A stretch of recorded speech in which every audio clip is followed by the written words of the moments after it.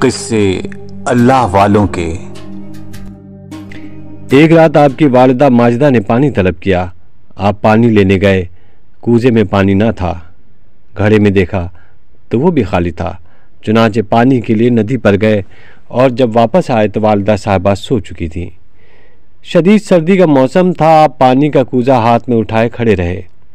جب والدہ ماجدہ کی آنکھ کھلی تو پانی پیا اور آپ کو دعاؤں سے نوازا اور آپ سے فرمایا کہ کوزہ نیچے کیوں نہ رکھ دیا۔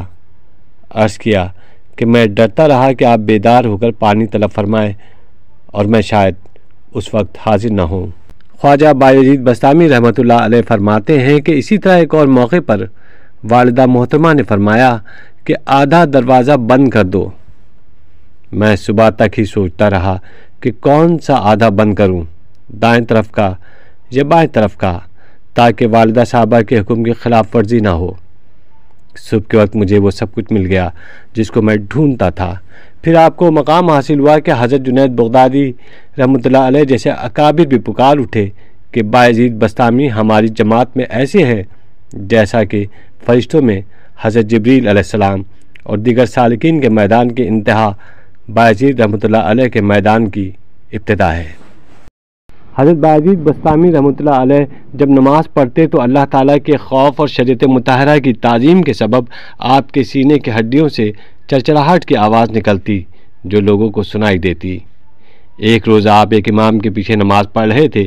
جب نماز سے فارغ ہوئے تو امام صاحب نے آپ سے پوچھا، اے شیخ، آپ کوئی کام نہیں کرتے اور نہ ہی کسی کے معاملے میں دستے سوال دراز کرتے ہیں، آپ کھاتے کہاں سے ہیں؟ آپ نے فرمایا، ٹھہرو، میں نماز کا اعادہ کر لوں، کیونکہ جو شخص اپنے روزی دینے والے کو نہیں پہچانتا اس کے پیچھے نماز جائز نہیں۔ ایک مرتبہ حضرت بایزید بسطامی رحمۃ اللہ علیہ حج پر روانہ ہوئے اور چند منزلیں طے کرنے کے بعد واپس آ گئے، اور جب لوگوں نے وجہ پوچھی تو فرمایا کہ راستے میں مجھے ایک حبشی مل گیا اور اس نے مجھے اصرار کے ساتھ کہا کہ خدا کو بسطام میں چھوڑ کر کہاں جاتا ہے؟ چنانچہ میں واپس آ گیا۔ ایک مرتبہ آپ حج کے لیے روانہ ہوئے تو ہر چند قدم پر جانماز بچھا کر 2 رکعت نماز پڑھتے، یہاں تک کہ 12 سال بعد مکہ مکرمہ پہنچے۔ فرماتے تھے کہ یہ دنیا کے بادشاہوں کا دربار نہیں ہے کہ یکبارگی وہاں پہنچ جائیں۔ اس دفعہ حج سے فارغ ہو کر واپس آ گئے اور مدینہ منورہ میں زیارت روضہ رسول کے لیے حاضر نہ ہوئے۔ فرمایا کہ زیارت روضہ مقدسہ کو حج کے تابع بنانا خلاف ادب ہے۔ اگلے سال روضہ مقدسہ کی زیارت کے لیے علیحدہ احرام باندھا۔ حضرت ذوالنون مصری رحمۃ اللہ علیہ نے آپ کے پاس پیغام بھیجا کہ اے بایزید، رات کو جنگل میں آرام اور سکون سے سوتے ہو، قافلہ تو چلا گیا۔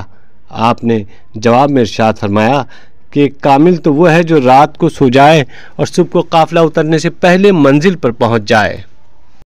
حضرت ذوالنون یہ سن کر رو پڑے اور کہا کہ بایزید، تمہیں مبارک ہو، میں اس مرتبے کو نہیں پہنچا۔